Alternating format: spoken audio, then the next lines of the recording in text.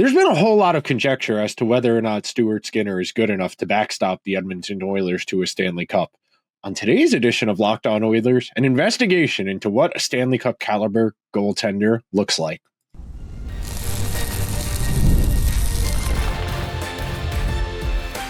You are Locked On Oilers, your daily podcast on the Edmonton Oilers, part of the Locked On Podcast Network, your team every day. Welcome to today's edition of Locked On Oilers. I am your host, Nick Zararis. I want to thank everyone that's making Locked On Oilers their first listen of the day. Locked On Oilers, a part of the Locked On Podcast Network, your team every day. And today's show is brought to you by our friends over at FanDuel, where right now, new FanDuel customers can get $200 in bonus bets if your first $5 bet wins. On today's show, we are going to walk through the goaltending position within the context of recent NHL history as it pertains to championship caliber goaltending. And for the purposes of this episode, this conversation, I have defined championship caliber goaltending as a goalie for a team that has made it to at least the Final Four, that has made it to the conference final round since the 2019-2020 season. So we're going back to that first Tampa Bay Cup. So you have two Tampa Bay Cups, Colorado's, Vegas, and then Florida's last year. And we're going to use those as our baseline of statistical understanding because there are a lot of factors at play to dissect here. So we're going to start with the history. We're going to look back at what those goalies did in the regular season on their way to Final Four appearances.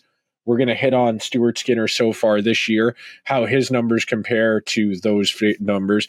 And then we're going to tie it all together with a bit of a philosophical conversation in our final segment. So at the outset, I think it's really important to delineate and demarcate, in fact, there is no one right way to build a championship caliber team, especially in hockey where there is so much variance. We understand that the goaltending position in particular is especially prone to hot and cold streaks and environmental impacts. So let's start with the obvious.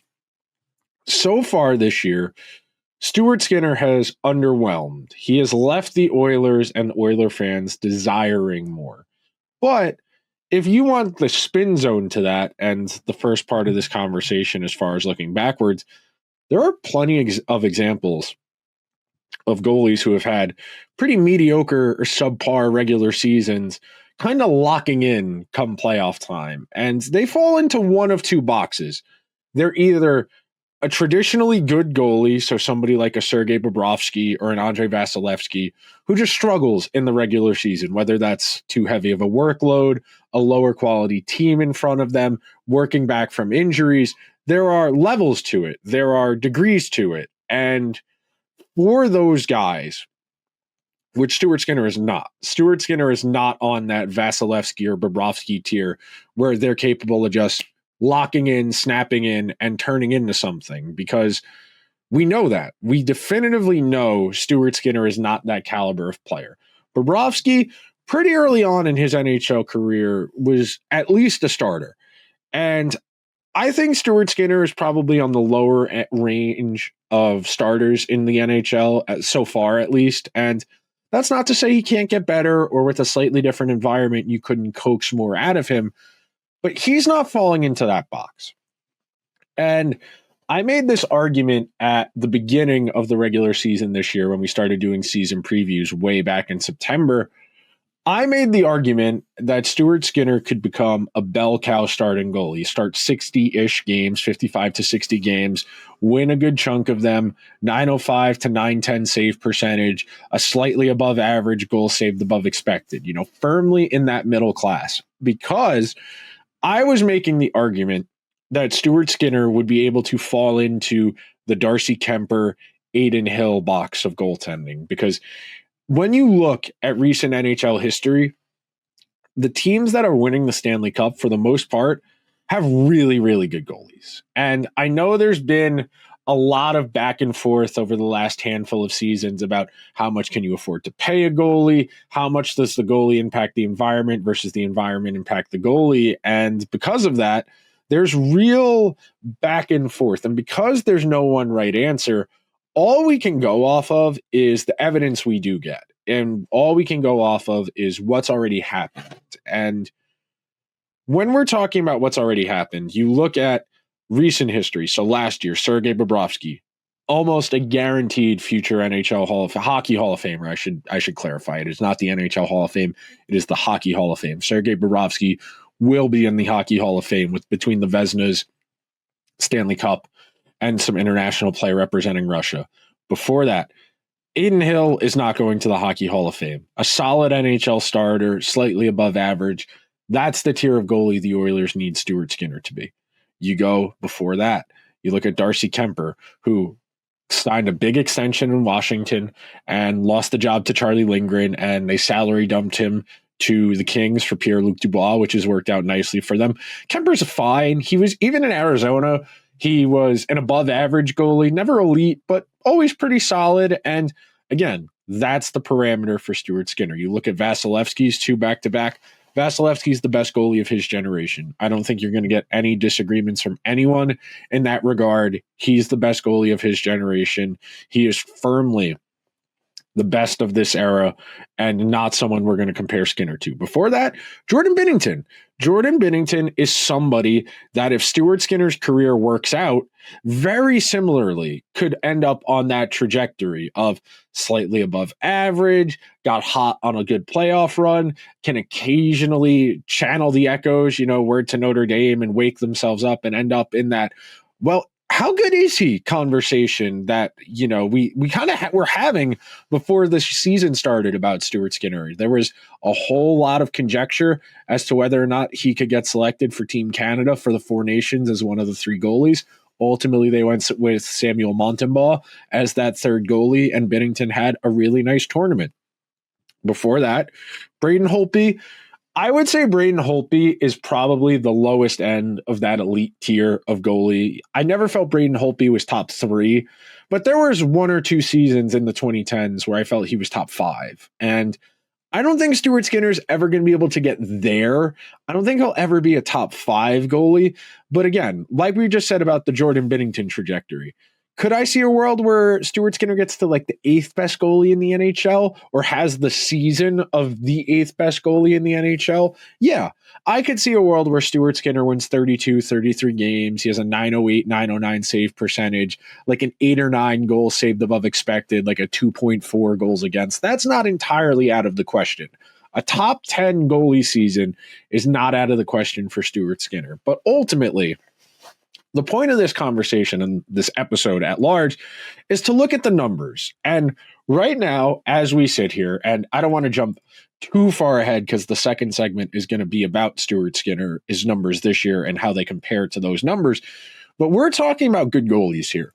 When I read off the names that are on this list, pretty much all of these guys have been upper echelon. So Bobrovsky, who we've mentioned, have made it to the conference final, obviously the cup final last year. Stuart Skinner last year had a 905 save percentage, a 2.62 goals against average, and 13.07 goals saved above expected, 36 wins, 16 losses, 5 overtime losses. Igor Shesterkin, 36, 17-2, 912 save, 258 goals against, 17.3 goals saved above expected. Then Jake Ottinger, 35, 14-4, 905 save, 272 goals against, 1.46 goals against average. Now, those numbers I just read off for Jake Ottinger, that's something I could see Stuart Skinner matching. Then you go to the year before that, Sergei Bobrovsky, 901 save, 307 goals against average. That is doable for Stuart Skinner. Aiden Hill, who won the Stanley Cup with the Golden Knights, 915 save, 245 goals against, 7.5 goals saved above expected. Freddie Anderson, not exactly great stats, a 903 save, 248 goals against, 259 goals saved above expected. Jake Ottinger again, significantly better numbers for Ottinger 2 years ago as opposed to last year, 2.37, and that goals against average, 21.6 goals saved above expected. But running down this list, Darcy Kemper, Vasilevsky, Shesterkin. Kemper, the lowest end of that range. Mikko Koiskinen, the year the Oilers made it to the conference final and ultimately lost to Colorado. Koiskinen didn't start a majority of the playoff games, but he started the bulk of the regular season games, and that's why we went there.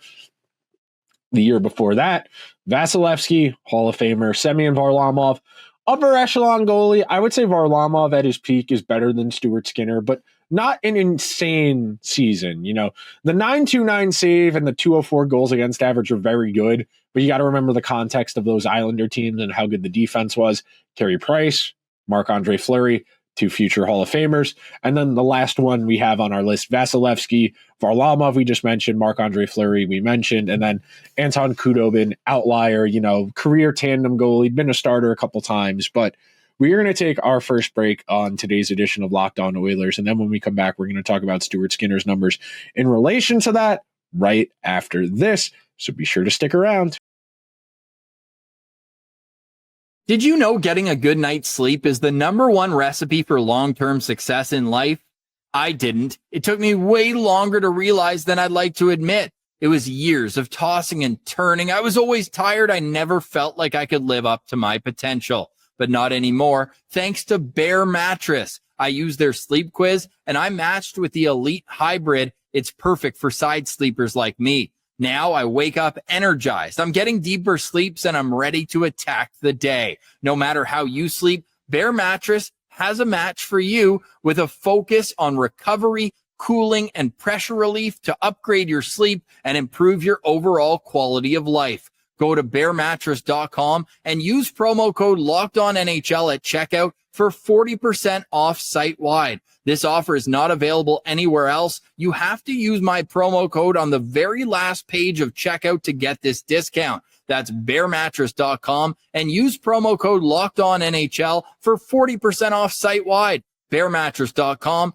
promo code LOCKEDONNHL.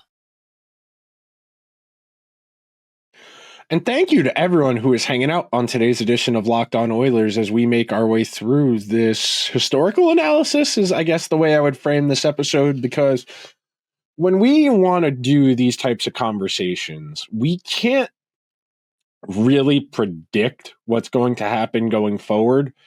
But what we can do is look for comparisons, and we can look for cycles. And right now, I don't want to say the NHL is in an in-between, but the game is definitely changing, and we are getting better at defense. It is getting more difficult to convert a scoring chance into a shot on goal. And because of that, it is putting more of an onus on goalies to step up and make the plays they do make. And I think the game Sunday against the Rangers is a good example of that. And I think at large, a lot of these games over the last month or so have put Stuart Skinner under a microscope. And I hate to go back to this comparison and this point I've made ad nauseum since taking over the show last April. But the Oilers are not a team that's built for Stuart Skinner to win them games. Fundamentally, the Oilers need to win Stuart Skinner games. And that might sound a bit oxymoronic. It's usually the other way around. You always talk about, can the goalie elevate the team? Can the goalie steal a win? Can the goalie steal a goal? And for the most part, I would say Stuart Skinner is a conduit. And if you're unfamiliar with your middle school earth science, I think, if you're unfamiliar with the basic premises of science, there are conductors and there are conduits. Conduits channel energy, they move energy along. Conductors, like copper, they pass the energy through. They are good conductors of electricity and make it easier for currents to spread. That's why most of the cable wiring you see around for power lines is lined with copper insulation. Because of that, I think it's an apt comparison to say Skinner largely channels the energy of the team in front of him. If the team is playing well and the offense is flowing, the defensive responsibility is minimal, he's going to be able to play pretty well. And to his credit, while there have been bumps in the road, while it hasn't always been easy, he's played some really good games for them in key spots. And that's why the Oilers Can't quit him. And at face value, last year's playoff run, the 901 save, the 2.45 goals against average, those aren't incredible. That's nothing to write home about. That's nothing stellar. And I'm going to pull up his goal saved above expected here just to check those because I don't have that for the playoffs off the top of my head. But at the very least, not incompetent. Yeah, 4.09 goals saved above expected in 23 playoff games. That was the 7th most goals saved above expected of any goalie. The goalies ahead of him, Shesterkin, who had the most out of anyone in the playoffs. Swayman, who was on a defense first team that was in a real rock fights against both Toronto and Florida. Bobrovsky, who went to the Cup final. Logan Thompson, who had a really good first round series against the Stars and where saved more than a goal per game. Joseph Wall, who got a handful of starts in that Toronto series, 5 saved above expected. Ottinger, who made it to the conference finals as well. Again, 7th is not disqualifying. He's in a box with Aiden Hill, Jake Ottinger, Joseph Wall, Logan Thompson. Those are goalies that are good enough on the teams they're on to make something happen. And right now, when you look at Stu's numbers, they're not great. 8.97 save, 2.84 goals against, 5.5 goals saved above expected. So, for context, 8.97 would be the worst regular season save percentage of any goalie to make the conference final round since I put this list together, which was 2019-2020. I'd have to go back further, and I will go back further before we wrap the week, and I will revisit that.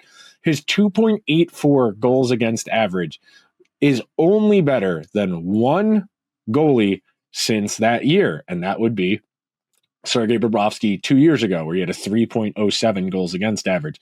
The 5.5 goals saved above expected, that's better than a handful of the goalies that have made the conference final round. It's better than Ottinger 2 years ago. Ottinger last year, Bob 2 years ago. It's better than Freddie Anderson 2 years ago. It's better than Mikko Koiskinen 3 years ago. It's better than Carey Price 4 years ago. It's better than Marc-Andre Fleury 4 years ago. So Skinner's goals saved above expected, which is a measure of the quality of the saves he's making, is a little bit better than his save percentage and his goals against average in the context of the comparison we're making here to goalies who have made it that far. So I think that tells you, number one, the Oilers don't give up a ton of volume. For the most part, even when the Oilers are losing, they're pretty close in terms of scoring chances, in terms of expected goals, high danger chances, and that brings the temperature of these games down. And it really makes Skinner's responsibilities relatively straightforward. Make the saves you're supposed to, and if you get beat on the hard ones, we can live with that. And for much of this season, the problem has been he's getting beat on the ones he needs to have and on the hard ones, which is putting more of an onus on the defense to play perfect. Defense is hard enough to begin with. Trying to play perfect defense is challenging. And then when your defense and your goaltending are leaky, that puts even more of a responsibility on your forward group to score away your problems. And the Oilers this year have really struggled to outscore their problems. To see an Edmonton Oilers team that's middle of the pack offensively is crazy to me. And for an Oilers team, yeah, there's 13 more goals than the league average so far this year. And again, that's not insane. That's not terrible. It's not bad. But at large, when you think about what makes the Oilers, for much of the Connor McDavid era, it's largely been outscoring their problems. And then we ask the very straightforward question, is their defense good enough? Is their goaltending good enough? And it's a real challenge to know. And frankly, you're not going to be able to know until we get there. And that's really the conundrum. You have to figure out what you're going to do. Because right now we're sitting here and the Oilers have 214 goals through 67 regular season games. When you compare that to Vegas, Vegas is 8 more than them.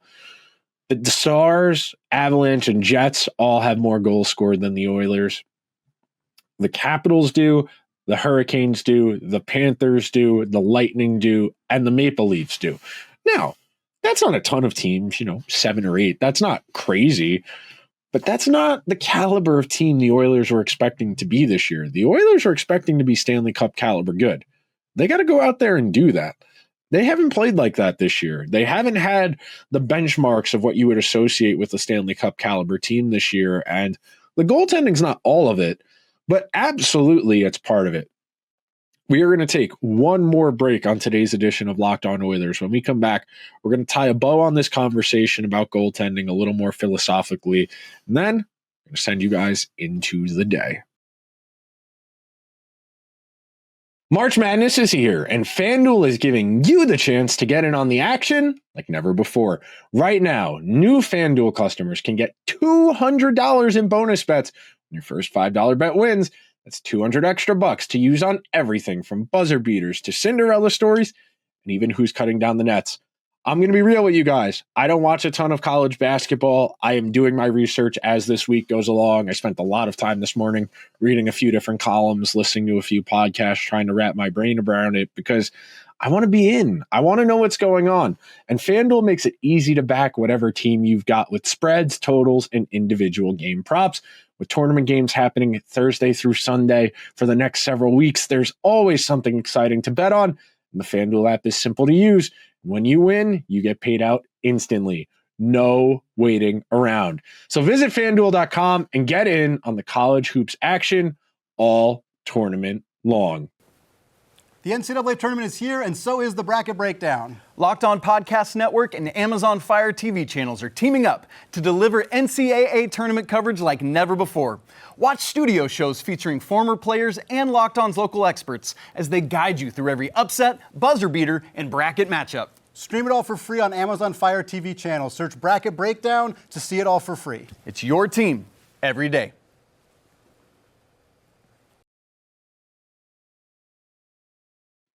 Thank you to everyone who is hanging out on this edition of Locked On Oilers as we are making our way through the stretch run of the regular season. This period of games between the trade deadline and the start of the NHL playoffs are very, very different from the feel of that first 60 games. And I've used the metaphor a lot this season of it's a marathon, it's a marathon, it's a marathon. As somebody who's a novice runner who is slowly but surely getting better at running over the course of the year so far, I'm not planning on running a marathon, but the determination and the resolve it takes to gradually get there, it very much mirrors the regular season in hockey and basketball, and especially in baseball, where we're talking about 6 or 7 months worth of action. And you think about it, and I've made this point more than once on the show throughout the course of the season, but it bears worth repeating.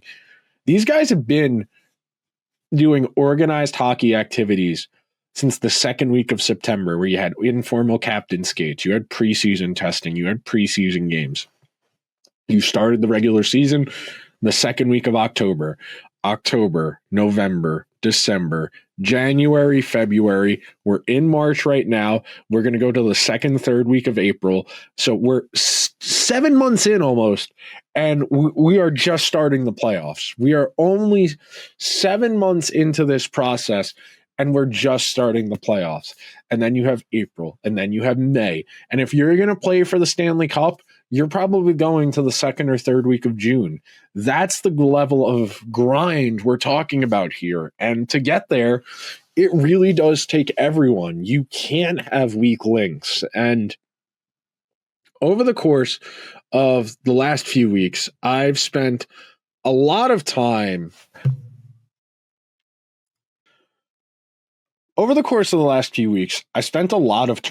trying to dissect how I would unwind this position, how I would talk myself into the Oilers making this happen for themselves. And one of the key points when we're talking about teams that are capable of winning the Stanley Cup, do you have any actively weak links?